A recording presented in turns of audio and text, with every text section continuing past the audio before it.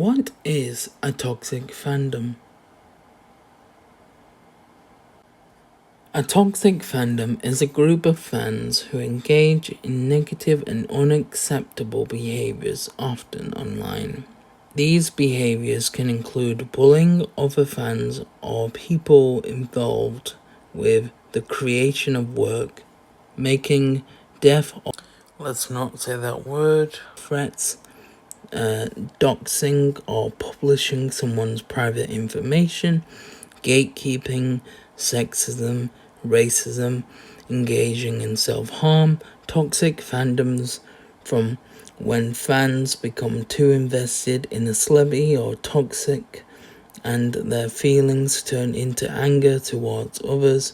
They can also form when fans perceive different interpretations of work as a threat to their own experience. Toxic fandoms can be found in many fandoms, including those of Star Wars, The Wheel of Time, and Brandon Sanderson. They can be especially problematic for studios which rely on audience devotion to drive their bottom line. What's up, guys? Welcome to another video. Today I want to talk about toxic Star Wars fans. Now, what I mean by that is, a toxic Star Wars fan would be someone who wouldn't respect your opinion. They would insult you, they would bully you, they would do inappropriate things, and, or they would treat your opinion as, a lie, and they have to be right, and you have to be wrong. That's the way it works. If you're someone who has an opinion on something, but you respect that other person's opinion, then, that's fine. And, I won't lie. I think I used to be a bit toxic in certain ways, I mean, I, have gotten frustrated in the past. The most toxic I've ever been is called someone else toxic, That's a level of me getting toxic. I think all, big fandoms get some level of toxic out of frustration, Because, when people are, saying, something else opposite to you, but they're not being really respectful about it, they're just kind of making fun of something you really like, then, I think that will naturally cause frustration, I think it's fine as long as, you address that this is just your opinion and you're not disrespecting anyone else who agrees with you. I mean, 99% of the time, I'm respectful, If someone has an opinion, I will respect it. But I think tone is really important. Yeah. Oh, by the way, if you're wondering what's going on with my hair, basically my hair has kind of always been a mess. I'm kind of getting sick of that. So from now on, I'm just kind of gonna brush it until I get a haircut, because I don't really like how my hair is kind of curly, it makes a mess. The more it grows, it just gets really tangled up and kind of irritates me, my hair's naturally curly, so it's kind of annoying. So from now on, I'm just gonna brush it back. Anyway, back into what I'm saying. Basically, I think as long as you're respectful, you know, two people can talk about, you know, opinions that are completely opposite to each other, and you know, everything is fine. Like, you know, I wish the Star Wars fandom could do that, but the reason why I want to make this video, I want to talk about it because these times in the Star Wars fandom, if you say an opinion, you're very likely to be attacked, bullied, called on, you know, and I just don't think that's right, man. You know, like, being a Star Wars fan, and we're all the same. Like, we all tend to like the same thing. We all tend to be really similar, you know, and I don't like how the way the fandom is. It's really disappointing, you know, and it's a shame. It's a big shame, you know, and it doesn't help with Disney saying, "Oh, the fans are this, the fans are that, blah blah blah," because that's not true. The difference, like, Disney are toxic, you know, Disney are toxic, and I think because of Disney, it's made the fandom toxic in a lot of ways, you know. And because of that, you know, whether it's like, well, I mean, the sequels, whether you like the sequels or you don't, you know, it's literally because of Disney, all of the toxic stuff happened, you know, literally. And because Disney are constantly adding in, you know, agenda that doesn't really need to be in there, you know. They're either making, like, female characters godlike, perfection. They can do no wrong, or they're either adding in stuff that doesn't need to be in there, you know, about modern politics and stuff like that. And it really doesn't need to be in Star Wars, you know. It really doesn't need to be in there. And you know, there's literally a board where, like, from a few years back, where they focus on, you know, diversity in politics first, then story. It's insane, you know. And Star Wars is already diverse, you know, like I said in my George Lucas video, with all the aliens. The whole idea is that everyone's equal, you know. And so it's just, it sucks that the fandom's so toxic now, you know. Like, if you say an opinion, you know, you have, like, you have the fear of being attacked, or you know, or people are gonna, like, you know, find you on social media and attack you, and there's just no need for it, man, you know. Like, it's insane.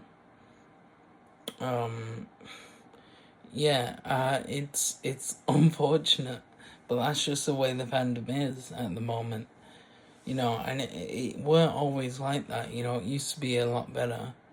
It used to be nice. Everyone could just talk about it.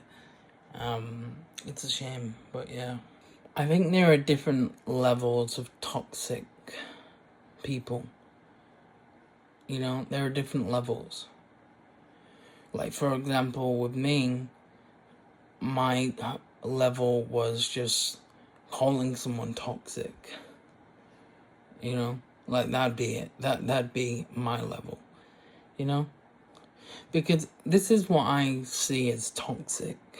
You know, and that's important too. Maybe people see toxic as different things. You know, and so what I see as toxic is, like, someone making fun of your opinion, you know, or you know, someone not respecting your opinion, you know, or you know, or someone, like, you know, bullying you for your opinion, someone trying to disprove your opinion. You know, there's a difference between, like debating, opinions, and outright literally researching to try and prove you wrong, like that sort of thing. Yeah, so I think there are different like levels of toxic, and yeah. So like I would only call someone toxic if I see what they're doing is toxic. I wouldn't just call anyone toxic. But still, I think even then, like, even from my point of view, I see as what they're doing as toxic. It doesn't mean that it is toxic. Whereas now I've learned to do research and, or really understand what toxic is, and what a toxic fandom is. And that's why I showed it at the beginning of the video. I mean, it literally says Star Wars fandom as an example, and that should tell you everything you need to know about, fans attacking fans. And it shouldn't be like that. The fact that you will have Google saying that should tell you that it's a really unfortunate thing. I mean, shit, man, like recently with the Acolyte, you had people threatening each other, like saying they'll find their address, they'll murder them. It's really bad. It's really bad these days. It's insane. And it's like you can't just enjoy something now without the fear of someone threatening you or watching what you're gonna say. It's insane. I mean, even making this video, there are things that I'm like, well, I don't know if I should say this, I don't know if I should say that, because you never know like who's watching, and it's insane, right? It's like no one can have freedom of speech anymore without consequences. It's insane.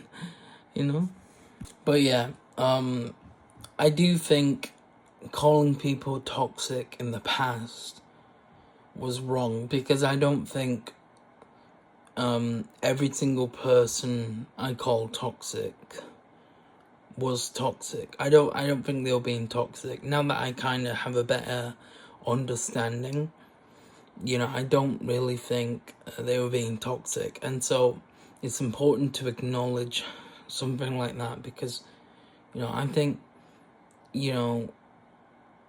like there are things like that where you can call someone something and you could be that something, like it's important. But I think as long as you reflect on it and realize that that's not the case, then then you're no longer toxic, because then you've untoxified yourself by doing the right thing. And yeah, I do think when I say like everyone has a bit of toxic in them, in a fandom, I think it's true, because there's always something that you really like, and it comes out of frustration. Now, in my case, just calling someone toxic is kind of really minimum compared to what other people do. That's like crazy. Like, I mean, if you get frustrated and you're just straight up threatening someone's life, or bullying them, or calling them names, or being sexist or racist or whatever, right? Like, then that's insane, bro. That's like that's insane. Like, that's why it's becoming more of a regular internet thing. That's why it becomes an issue. So that's what I mean by different levels of like toxic. toxicity, basically. I mean, I think everyone should just be able to like watch something and say their opinion, and I think everyone should say their opinion by saying like, oh, I respectfully this, I respectfully that, I respectfully agree, I respectfully disagree. That's how I do it. Because then after you've said that sentence, like at the start, it's quite powerful, because you're saying, look, I respect what you're saying, I just completely have a different vision, it's completely left field, and I want to make sure that it's coming across in the right way, because I see this a lot, right? People just say their opinion, and they could be saying something like, they could word it like, no, blah blah blah blah blah blah blah blah blah blah blah, and it could come off as aggressive when really they might just be like, oh no, da da da da da da. So I think it's really important to explain the tone and be respectful, because when you type something, people don't know the tone of what you're saying, and like certain words can be, they can come across as either aggressive or as though you're saying something you're not. And so it's important to be clear with your opinions, and I see people do this all the time, this mistake where they don't say how they're coming across, they just say it, and that's how arguments start, because people take it the wrong way, and it's important to be clear, and yeah, and I just think, by acknowledging, like that you're being respectful, can go a long way, because like, if you've ever like done any of those things where like, you've said like sexist things or racist things, or if you bullied someone over a fandom, you can always just stop. If you stop, then that would be a new path for you, the right path. Like, yeah, you can't change the past, and that's always going to be there. It might bite you in the arse one day, you know what I mean? But like, you can focus on the future, though. You can change that. You can change the future, your future actions, So, like, if you've done any bad shit, just reflect on it and move on. And even if someone brings it up in the future, just be like, yeah, I know, I was a blah blah idiot, but I'm a lot smarter now. I reflect that that's wrong. Move on, you know what I mean? And people will respect it. They'll go, okay, fair enough. Because everyone's human at the end of the day.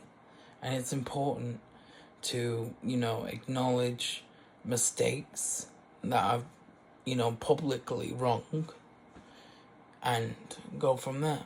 Like me personally, I think I'm happy with the way I've always been online. I've never really said a hate comment,